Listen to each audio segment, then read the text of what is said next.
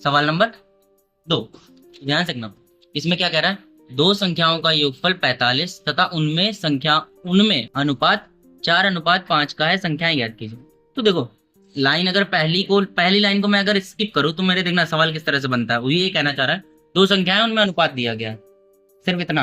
अगर मैं पहली लाइन को यहां तक स्किप कर दूं तो उसने कहा है कि उनमें अनुपात मतलब संख्याओं का अनुपात कितना है, 4:5 का है।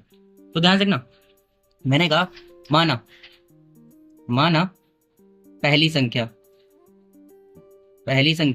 या मैं अगर उस लाइन को लिखना चाहूं संख्याओं का अनुपात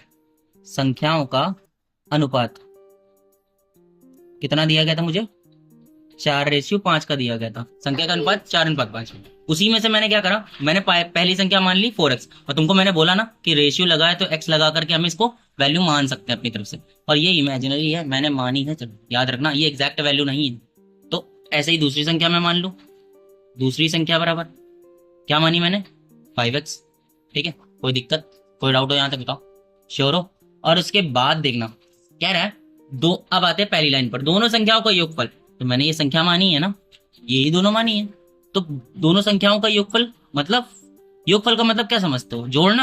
हाँ। तो 4x और 5x का जोड़ कितना है, 45 है। कोई दिक्कत, नहीं, कितना है, 45 है। 45। तो देखो 4x और 5x इक्वल टू कितना हुआ, ये 9x होगा, इक्वल टू 45। 45। तो यहाँ से क्या मुझे x की वैल्यू मिल जाएगी भैया, हाँ बिल्कुल मिल जाएगी। 45। 45 है, 9 इधर मल्टीप्लाई में तो उधर ऐड तो डिवाइड में, 9 5 से 45।